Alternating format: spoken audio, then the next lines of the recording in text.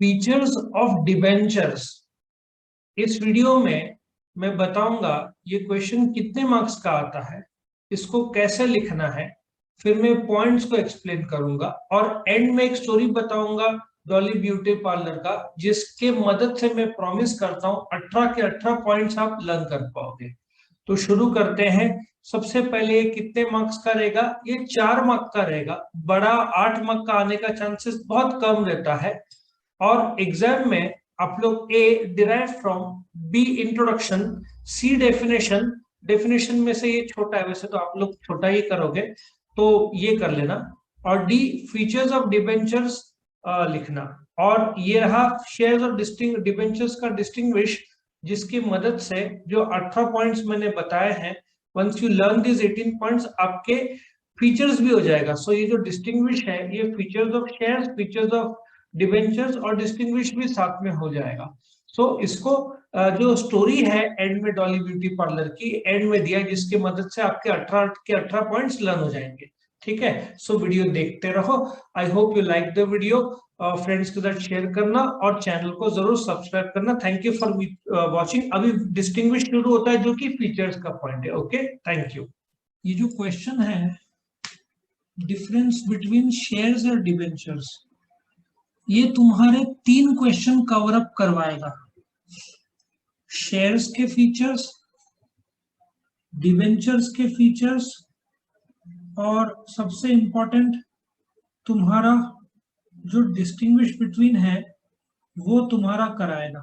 ठीक है, अब देखो कितने बार पूछा है ये शेयर्स और डिबेंचर्स का डिस्टिंग्विश। 1 2 3 4 5 6 7 8 9 10 11 12 13 14 15 16 17 18 19 20 21 22 बार पूछा है। शेयर होल्डर और डिबेंचर होल्डर का भी आंसर सेम रहेगा। ठीक है, अभी फीचर्स ऑफ शेयर्स भी एक क्वेश्चन है इधर तुम्हारे सामने। यहाँ पे देखो फीचर्स ऑफ शेयर 22 और ये 4 26 बार पूछा है। सो फीचर्स ऑफ शेयर्स तुमको समझ में आएगा ये क्वेश्चन का रेलेवेंस कितना ज्यादा है। क्या लॉजिक सबको समझा? यस और नो? ये देखो 26 और ये 4 30, मतलब ये क्वेश्चन 100% या तो फीचर्स ऑफ शेयर्स पूछेंगे, या तो फीचर्स ऑफ डिबेंचर्स पूछेंगे, या तो डिस्टिंग्विश। ज्यादातर तो डिस्टिंग्विश आता है, लेकिन कुछ न कुछ या किसी न किसी रूप में तो ये आएगा ही आएगा। क्या सब लोग तैयार हैं ये क्वेश्चन को अटेम्प्ट करने के लिए? Yes sir. सो अभी हम एक एक करके पॉइंट्स देखेंगे। Difference between shares and debentures. तुम शेयर होल्डर डिबेंचर होल्डर पूछा तो भी सेम पॉइंट कर सकते हो।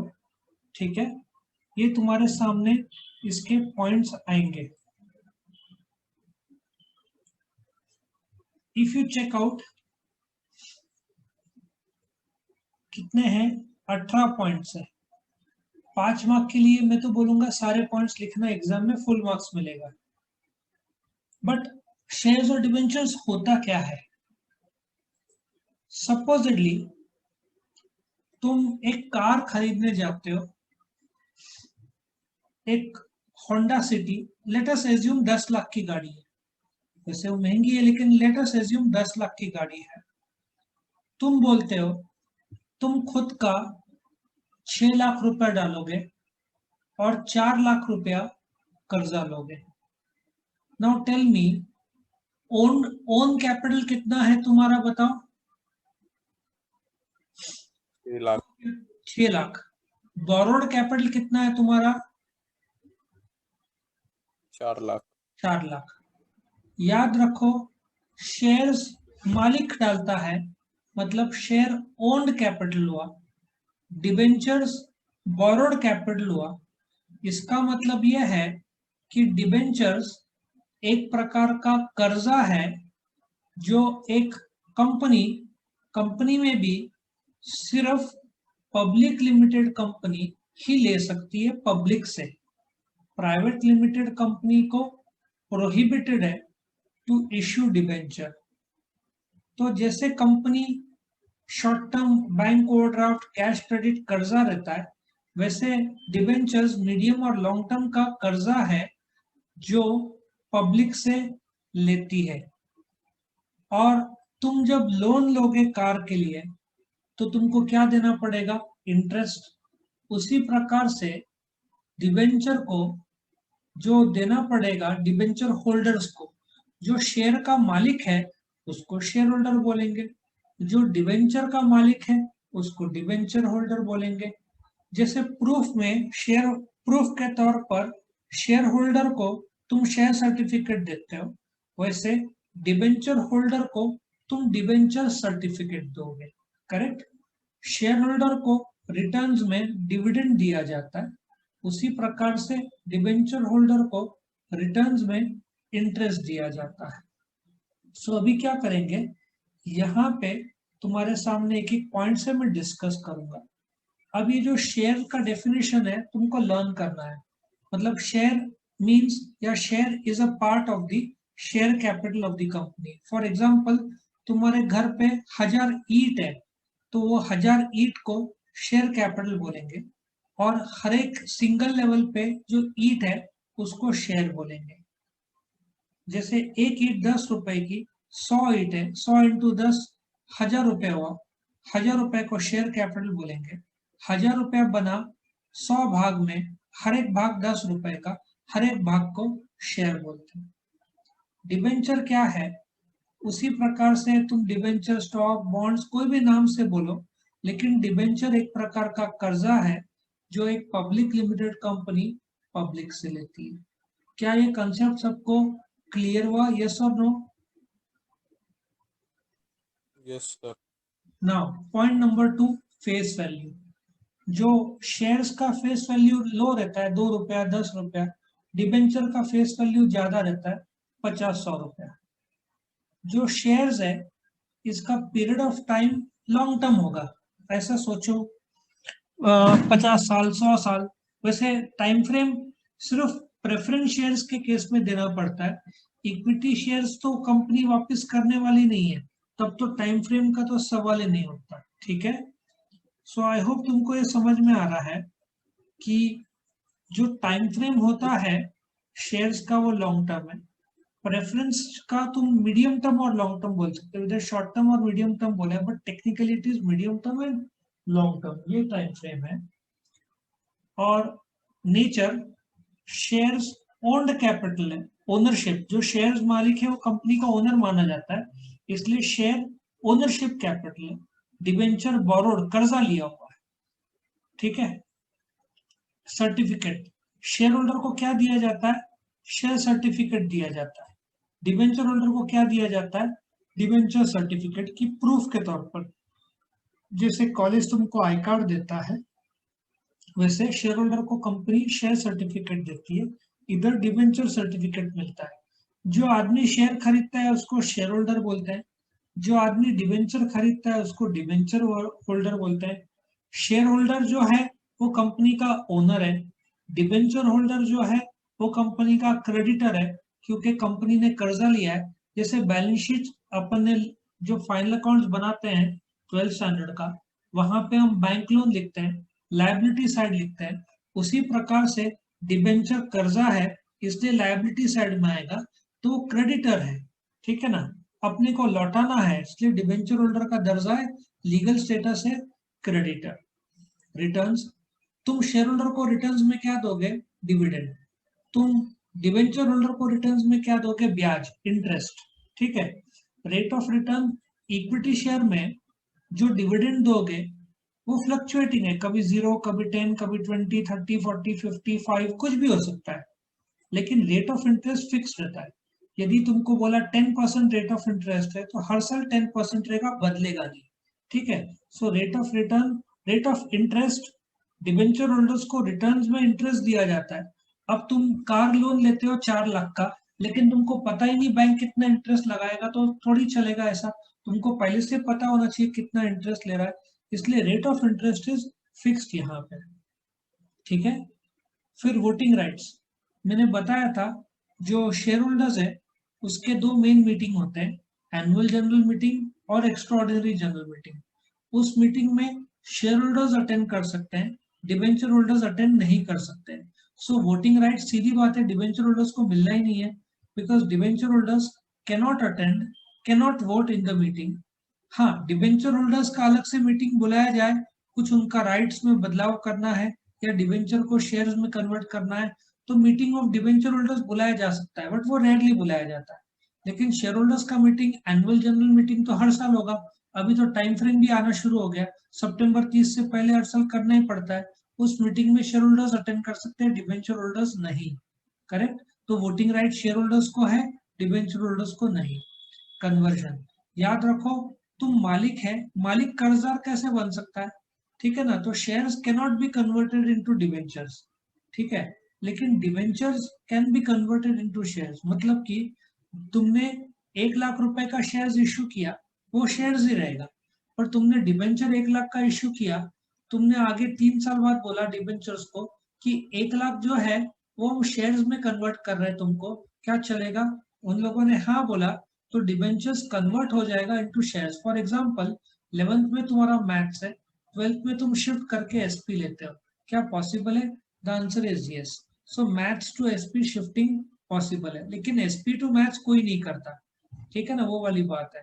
सो shares can not be converted into debentures, but debentures can be converted into shares, ठीक है? फिर रिटर्न, ये बहुत इंपॉर्टेंट पॉइंट है।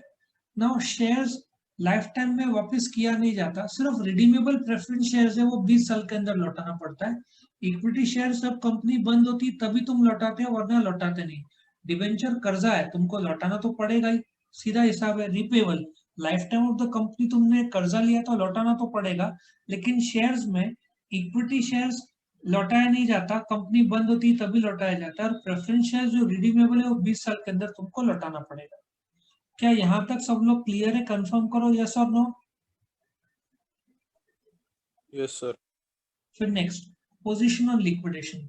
नाउ जब कंपनी बंद होती है तो पैसा लौटाना पड़ता है, डिबेंचर्स का, शेयर्स का। अभी जैसे मैंने बोला, बताया था, एक लाइन ऐसा सोचो, फीस कलेक्शन के लिए कॉलेज में 2 लाइनें, जेंट्स की अलग, लेडीज की अलग। तुमने नोट किया होगा लेडीज का क्राउड कम रहता है, जेंट्स का ज्यादा रहता है, तो लेडीज को बेनिफिट मिलता है। तो जब कंपनी बंद होती है, कंपनी के संपत्ति बेचे जाते हैं, जो पैसा आता है उसमें तुम लौटाओगे, लेकिन लाइन में पहला खड़ा रहेगा डिबेंचर्स। सपोजिटली शेयर होल्डर्स ने 1 लाख मुझे दिए, डिबेंचर्स ने 1 लाख दिए, 2 लाख रुपया, कंपनी बंद हो गया, अभी मैं संपत्ति बेच रहा हूं, 1.5 लाख रुपया आया, तो आधा आधा नहीं कर सकते। पहले डिबेंचर्स को पूरा 1 लाख देना पड़ेगा, उसके बाद जो 50,000 बचा वो शेयर होल्डर्स को जाएगा। अच्छा, उन शेयर होल्डर्स में भी पहले प्रेफरेंस को देना पड़ेगा जो उनका बाकी होगा, और थोड़ा बहुत बचा वो इक्विटी को जाएगा, नहीं तो इक्विटी शेयर होल्डर्स का डूब जाएगा। मतलब इक्विटी शेयर, मतलब इन शॉर्ट, शेयर्स और डिबेंचर्स में इंटरेस्ट भी पहले डिबेंचर्स को मिलेगा, फिर इंटरेस्ट तो प्रॉफिट में से दिया जाता है, प्रॉफिट नहीं हो फिर भी इंटरेस्ट तो देना ही पड़ेगा। सो इंटरेस्ट दो पहले, फिर डिविडेंड बाद में आएगा। लेकिन जो कंपनी बंद होती है उसमें भी जब पैसा लौटाना आता है तो पहले डिबेंचर्स को लौटाते हैं कंपनी की संपत्ति बेचने के बाद, फिर पैसा बचा तो शेयर होल्डर्स को, उसमें भी पहले प्रेफरेंस और लास्ट में इक्विटी। आया समझ में? अभी position in company balance sheet. अब जैसे मैं तुमको बोलूंगा टेलीविजन तो तुम बोलोगे ड्राइंग रूम, मैं बोलूंगा कि एलपीजी सिलेंडर तुम बोलोगे किचन, मैं बोलूंगा जैसे कि शावर, या जो जो रहता है ना स्प्रिंकलर शावर जो रहता है, तुम बोलोगे बाथरूम, ठीक है? मैं बोलूंगा विंडो, विंडो तो सब जगह रहता है, तो एक पोजीशन रहता है, ठीक है? सो बोलने का तात्पर्य यह है कि तुम्हारा जो बैलेंस शीट है, तुमको पता है अपने फाइनल अकाउंट्स के 11th के 201 सम हुए, 12th के 161 सम करने वाले हैं। तो जो बैलेंस शीट लायबिलिटी साइड में क्रेडिटर्स आता है, कैपिटल भी लायबिलिटी साइड में आता है, लेकिन तुम नोट करो कैपिटल सबसे ऊपर आता है, क्रेडिटर्स उसके नीचे आता है। उसी प्रकार से कंपनी का बैलेंस शीट जो है उसका फॉर्मेट प्रिस्क्राइब्ड है। फॉर्मेट में सबसे पहले आता है शेयर कैपिटल, शेयर कैपिटल के अंडर इक्विटी प्रेफरेंस आएगा, डिबेंचर्स का अलग जगह है लायबिलिटी साइड, वो सिक्योर्ड लोन्स के अंदर आता है। क्या लॉजिक सबको समझ में आया? मतलब डिबेंचर्स शेयर कैपिटल हेडिंग के अंदर नहीं आएगा। जो बैलेंस शीट लायबिलिटी है कंपनी का, उसमें प्रिस्क्राइब्ड फॉर्मेट है। लायबिलिटी साइड में अपन कैसे बिल्स पेबल क्रेडिटर्स ऊपर नीचे लिख सकते हैं, लेकिन कंपनी के बैलेंस शीट में वो चलता नहीं है। उनका एक सीक्वेंस है कि share capital, secured loans, unsecured loans, तो तुमको उस प्रॉपर हेडिंग के अंदर डालना पड़ेगा। जैसे कि मैं बोलूंगा डाइनिंग टेबल या सोफा, तुम बोलोगे ड्राइंग रूम, उस ये पोजीशन है। मैं बोलूंगा यूटेंसिल, भांडे, तुम बोलोगे किचन। तो पोजीशन जो प्रिस्क्राइब्ड है, उसी प्रकार से डिबेंचर्स का पोजीशन सिक्योर्ड लोन के अंदर आएगा। कैश जो इक्विटी प्रेफरेंस शेयर्स का हेडिंग आएगा सबसे ऊपर, सबसे नंबर 1 पे रहेगा शेयर कैपिटल के अंदर। सो position in company balance sheet सबको समझ में आया? यस और नो?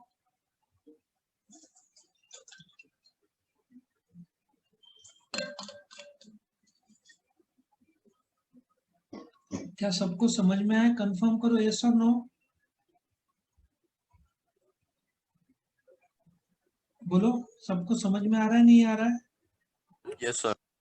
Now security. सपोजिटली मैं लड़कों से शेयर्स लेता हूँ, लड़कियों से डिबेंचर्स लेता हूँ। तो जब शेयर्स का पैसा आता है कंपनी को, तो कुछ भी गिरवी रखा नहीं जाता, क्योंकि तुम घर के मालिक हो, तुम खुद के नाम पर क्या गिरवी करोगे? तो शेयर होल्डर से जब पैसा लिया जाता है तो कोई भी संपत्ति गिरवी नहीं की जाती। लेकिन जब डिबेंचर का कर्जा लेते हैं हमने 1 लाख रुपए, तो मुझे मशीनरी, जमीन, बिल्डिंग, कुछ तो गिरवी रखना पड़ेगा कंपलसरी। पहले अलाउड था अनसिक्योर्ड डिबेंचर, लेकिन अभी गवर्नमेंट ने उसको बंद कर दिया। मतलब सारे डिबेंचर्स, कर्जे जब तुम लेते हो तो कुछ ना कुछ तुमको गिरवी देना पड़ेगा। मतलब डिबेंचर्स हमेशा सिक्योर्ड होते हैं, शेयर होल्डर्स हमेशा अनसिक्योर्ड होते हैं। शेयर होल्डर्स में कुछ भी गिरवी देने की जरूरत नहीं है। डिबेंचर्स में गिरवी कुछ संपत्ति करना पड़ेगा कि तुमने ब्याज दर या डिबेंचर का पैसा नहीं लौटाया। जैसे अपन सोना गिरवी करते हैं, तो क्या होता है, डिबेंचर से 1 लाख रुपए लिया मैंने, सोना गिरवी दे कर दिया, डिबेंचर होल्डर्स को मैंने पैसा लौटाया नहीं, सोना तो उनके पास है, वो बेच के अपना पैसा वसूलेंगे। शेयर होल्डर्स कुछ नहीं कर सकते, ज्यादा से कोर्ट में जा सकते हैं, उसके ऊपर कुछ नहीं कर सकते क्योंकि गिरवी कुछ भी नहीं है। क्या क्लियर हुआ इतना? यस और नो? क्लियर हुआ? यस और no? Yes, sir.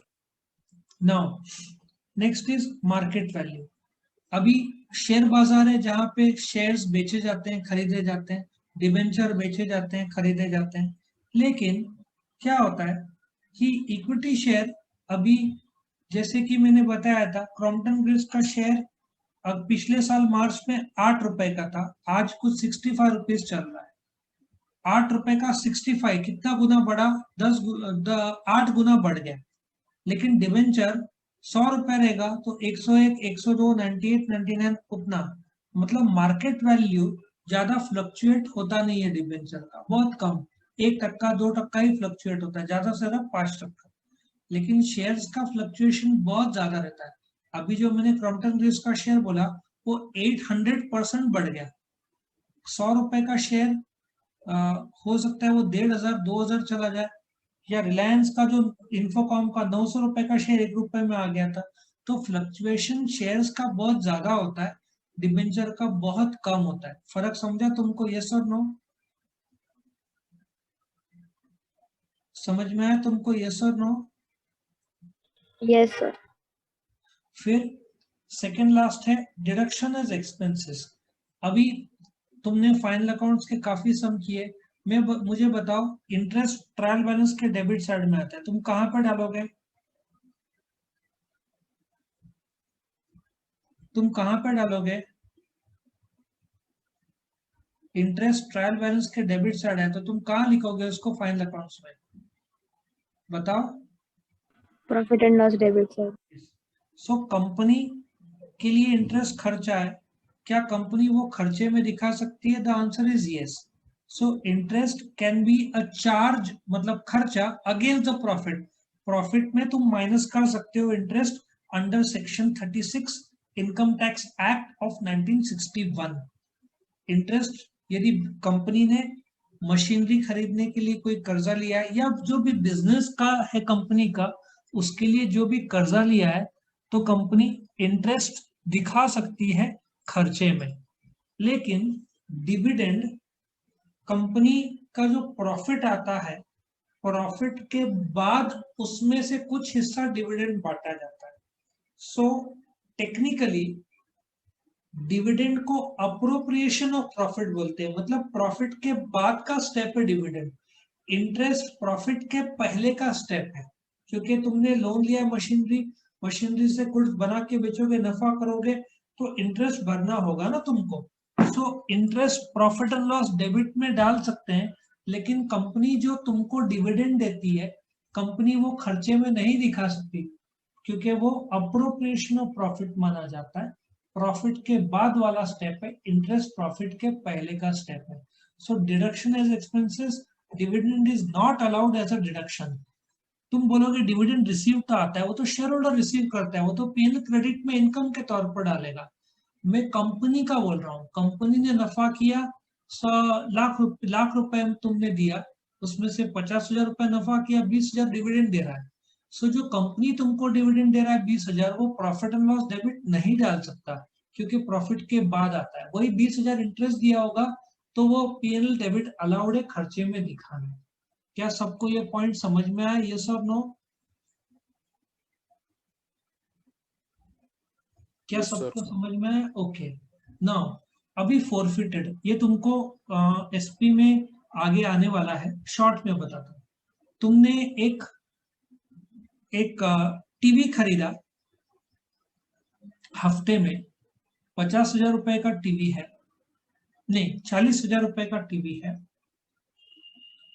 Normally Amazon, Flipkart, ये लोग सब 8 महीने का हफ्ता देते हैं, मतलब तुमको 5-5 हजार रुपए का 8 हफ्ते का आएगा, 8 EMI जिसको बोलते हैं। तो तुमने 3 हफ्ते भरे टीवी के, चौथा हफ्ता भरा नहीं, फिर 5वां हफ्ता भी भरा नहीं, क्या बैंक आकर तुम्हारा टीवी जब्त कर सकता है? यस और नो बोलो, यस और नो बोलो। Yes, sir. उसी प्रकार से शेयर का कीमत है 10 रुपया, तुमने पे किया 6 रुपया, 4 रुपया बाकी है, कंपनी तुमसे मांगती है 4 रुपया, जिसको टेक्निकल भाषा में कॉल ऑन शेयर्स बोलते हैं, तुमने पे नहीं किया, क्या कंपनी तुम्हारे शेयर्स जब्त कर सकती है? The answer is absolutely yes. तो शेयर्स कैन बी फॉरफिटेड, जब्त हो सकता है as a result of non payment of call money. लेकिन तुमने स्टेट बैंक ऑफ इंडिया से गोल्ड लोन लिया 1 लाख रुपए का, तुम स्टेट बैंक को बोलते हैं कि तुम्हारा लोन जब्त कर रहे हैं, हम लोग नहीं लौटाएंगे, ऐसा अलाउड है क्या? क्या लोन जब्त कर सकते हैं? The answer is no. तुम्हारा बैंक गोल्ड जब्त करेगा, बट तुमने सपोजिटली एक तुम्हारे फ्रेंड से 50,000 रुपए का कर्जा लिया, तुम फ्रेंड को बोलते हो कि भाई तेरे से 80,000 मांगा था, तूने 50,000 ही दिया, अब मैं जब्त कर रहा हूँ, 50,000 वापस नहीं दूंगा, क्या चलता ही है? द आंसर इज नो, कर्जा तो लौटा नहीं है। Do you agree? Do you agree? Yes, sir. तो कर्जा जब्त नहीं हो सकता, बट शेयर्स जब्त हो सकता है। क्या ये पॉइंट सबको समझा? यस और नो कंफर्म करो। 18 पॉइंट्स मैंने बताया, कंफर्म सबको? Yes. Yes, sir. और तुमको समझ में भी आ गया, कम से कम 26 बार ये सवाल 26 टाइम्स एग्जाम में पूछा गया है। सो ये तुम्हारे 18 पॉइंट्स तुम्हारे सामने मैंने प्रेजेंट किया है। नाउ जैसे मैंने बताया, इसको लर्न करने के लिए मैंने एक स्टोरी डेवलप किया है। क्या सब लोग तैयार हैं वो जो स्टोरी जो डेवलप किया है वो सुनने के लिए? क्या सब लोग तैयार हैं वो जो स्टोरी सुनने के लिए? Yes, sir. नाउ स्टोरी तुम्हारा यहाँ पे चालू होता है। नाउ मैंने क्या किया है, इसमें जो डॉली ब्यूटी पार्लर का स्टोरी है उसको ही इधर इन्वॉल्व किया है, क्योंकि डिस्टिंग्विश के कुछ पॉइंट्स कॉमन है। चलो मैं बताता हूँ। याद है इक्विटी और प्रेफरेंस का जो स्टोरी था, ऑल्सो कॉल्ड एज पहला पॉइंट था, शेयर्स और डिवेंचर्स में ऑल्सो कॉल्ड एज पॉइंट नहीं है, लेकिन याद है डॉली ब्यूटी पार्लर का जो स्टोरी था इक्विटी प्रेफरेंस में, वहां पे मैंने बताया था फेस के मेकअप के लिए बहुत टाइम लगाती, याद है वो स्टोरी? हाँ सर। तो सेम यहाँ पे देखो पॉइंट नंबर 2, डॉली फेस के मेकअप के लिए बहुत टाइम लगाती है, सेम पॉइंट जो इक्विटी प्रेफरेंस का था, और उसका फेस देखो point number 2, point number 3, point number 4 पर उसका नेचर अच्छा है, ये भी मैच हो रहा है। देखो सेम पॉइंट इक्विटी प्रेफरेंस का इधर मैंने, और याद रखो मैंने नोट्स भी ऐसा डिजाइन किया है अपना कि इक्विटी प्रेफरेंस के पॉइंट्स और डिवेंचर के जो कॉमन पॉइंट्स है स्टार्टिंग के सेम है। सो डॉली ब्यूटी पार्लर का स्टोरी सिर्फ यहाँ पे ऑल्सो कॉल्ड एज नहीं है, बाकी सेम है कि डॉली फेस के मेकअप के लिए बहुत टाइम लगाती है पर उसका नेचर अच्छा है। मतलब पॉइंट नंबर 2, 3 और 4 इक्विटी और प्रेफरेंस शेयर का डिस्टिंग्विश के साथ पॉइंट्स मैच होता है, इसलिए मैच होता नहीं था वो मैंने डिजाइन करके मैच करवाया है सो दैट तुम्हारा लर्निंग इजी हो। सो पॉइंट नंबर 2, 3, 4 क्या तुम्हारा लर्न हो गया है? लॉजिक समझ में आया? यस और नो? Yes sir. अभी जो 5th पॉइंट है सर्टिफिकेट, ये इक्विटी प्रेफरेंस में नहीं था, ठीक है। 5th टू पॉइंट नंबर 9 मैंने यहाँ पे अलग डिजाइन किया है। 1, 2, 3, 4 के बाद में मैं चाहता हूं कि तुम लोग इमेजिन करो कि डॉली ब्यूटी पार्लर अपने ब्यूटी पार्लर में है, बैठी है, टेबल है, चेयर है। जैसे तुम कभी डॉक्टर के पास गए होंगे तो तुमने नोट किया होगा डॉक्टर और चार्टर्ड अकाउंटेंट को अपने ऑफिस में उनको जो सीओपी मिलता है, सर्टिफिकेट ऑफ प्रैक्टिस या सर्टिफिकेट जो मिलता है वो दीवार में चिपकाया या टंगाया रहता है। देखा है तुमने कभी डॉक्टर का सर्टिफिकेट दीवार में? चार्टर्ड अकाउंटेंट के यहाँ पे भी सर्टिफिकेट कंपलसरी रहता है लगाना। क्या तुमने कभी सर्टिफिकेट देखा है डॉक्टर का दीवार में लगाया हुआ? क्या तुम बीमार नहीं होते डॉक्टर के पास नहीं जाते, डॉक्टर तुम्हारे पास आता है? कब देखा है सर। देखा है? बाकी लोगों ने? देखा है सर। तो मैं चाहता हूं तुम इमेजिन करो कि डॉली ब्यूटी पार्लर में बैठी हुई है, उसके पीछे एक दीवार है। मैं चाहता हूं तुम इमेजिन करो उस दीवार में एक सर्टिफिकेट लगा हुआ है, ठीक है।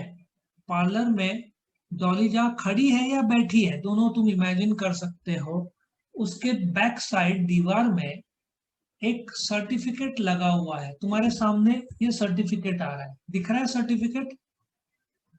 दिखा तुम्हारे विजुअल में आ गया? Yes sir. अब मैंने क्या किया है, इस सर्टिफिकेट को दो भाग में बांटा है। डॉली का जो सर्टिफिकेट है उसको दो भाग में बांटा है।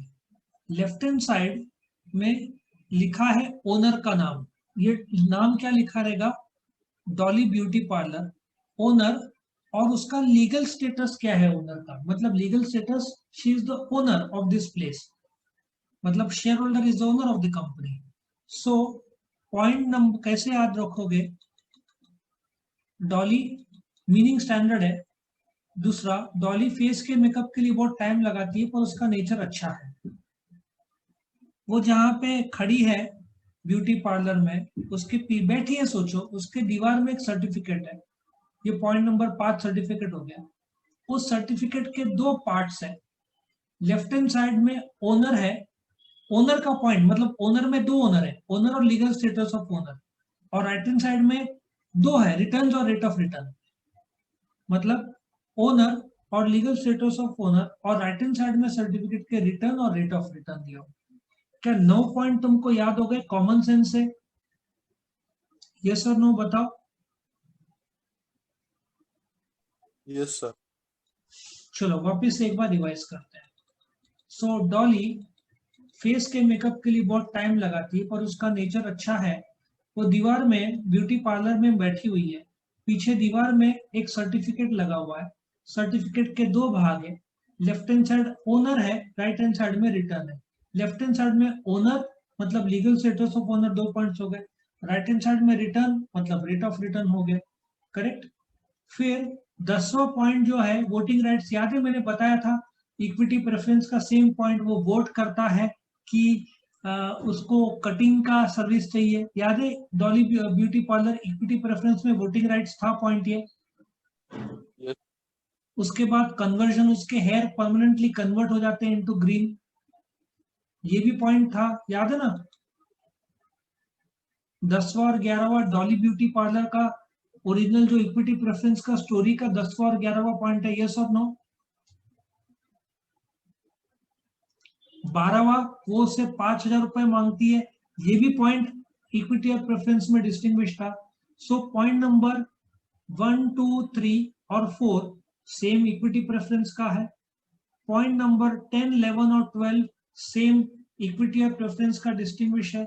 बीच के जो पॉइंट्स है 5, 6, 7, 8, 9 जो 5वां सर्टिफिकेट है, सर्टिफिकेट का लेफ्ट हैंड साइड में ओनर और लीगल स्टेटस ऑफ ओनर, और राइट साइड में रिटर्न्स और रेट ऑफ रिटर्न, ये 500 सर्टिफिकेट से तुमको याद रहेंगे। क्या सबको यहां तक स्टोरी का लॉजिक्स और कनेक्शंस कनेक्ट हो रहा है?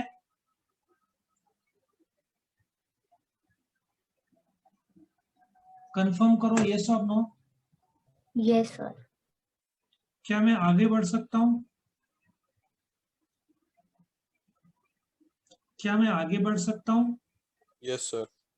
अब ध्यान से सुनना, फर्क इक्विटी और प्रेफरेंस, और यहाँ पे मैंने एक ऐसा किया है कि पॉइंट नंबर 12 में रिटर्न ऑफ कैपिटल, वो कस्टमर को बोलती है, ये कस्टमर है, ठीक है, ये कस्टमर है, उसको बोलती है 5,000 रुपए दे, वो कस्टमर भाग जाता है, पैसा देता नहीं है डॉली को, तो डॉली को नुकसान होता है, बैड डेट्स होता है। तो मेरे को बताओ बैड डेट्स कहाँ पे डालेंगे? प्रॉफिट एंड लॉस डेबिट पे डालेंगे, तो वो खर्चे में दिखा देती है, डिडक्शन एज एक्सपेंस करना पड़ता है उसको, क्योंकि कस्टमर भाग गया है पैसे दिए बगैर। क्या समझ में आया? डिडक्शन एज एक्सपेंसेस, जिसकी वजह से उसका बैलेंस शीट खराब होता है, क्योंकि डेटर्स कम हो जाता है, सो कम उसका बैलेंस शीट खराब हो जाता है डॉली का, ठीक है। और उसने गोल्ड गिरवी रख के कर्जा लिया रहता है, लिक्विडेशन, मतलब ऐसा सोचो, वो 5,000 मांगती है, वो कस्टमर भाग जाता है, पैसे देता नहीं है, डॉली उसको एक्सपेंस ट्रीट करती है, लॉस ट्रीट करती है, बैलेंस पीएनएल अकाउंट डेबिट डालती है बैड डेट्स, जिसकी वजह से उसका बैलेंस शीट खराब हो जाता है। डॉली का बैलेंस शीट खराब हो जाता है तो डॉली को ब्यूटी पार्लर बंद करना पड़ता है, which is liquidation. Positional liquidation मतलब धंधा बंद करना पड़ा। अब धंधा बंद करना पड़ा तो डॉली ने जब धंधा शुरू किया था तो डॉली के पास कुछ गोल्ड था जो डॉली ने बैंक में सिक्योरिटी के तौर पर गिरवी रखा था, ठीक है, सिक्योरिटी के तौर पर। बैंक क्या करता है, वो सिक्योरिटी को जब्त कर लेता है फोरफिट, और मार्केट में बेच देता है अपना पैसा वसूलने के लिए। क्या सबको लॉजिक और स्टोरी समझ में आया? यस और नो? Yes, sir. अभी इसको एक बार लास्ट रिवाइज करेंगे हम। सो इसमें पॉइंट नंबर 1 मीनिंग स्टैंडर्ड है। दूसरा, डॉली फेस के मेकअप के लिए बहुत टाइम लगाती है पर उसका नेचर अच्छा है। वो जहाँ बैठी है डॉली ब्यूटी पार्लर ऑफिस या बिजनेस के अंदर, वहां पे उसके पीछे दीवार में एक सर्टिफिकेट लगा हुआ है, उसके लेफ्ट हैंड साइड में ओनर, राइट हैंड साइड में ओनर का रिटर्न है। लेफ्ट हैंड साइड में ओनर तो legal status of owner, right hand side में रिटर्न और रेट ऑफ रिटर्न।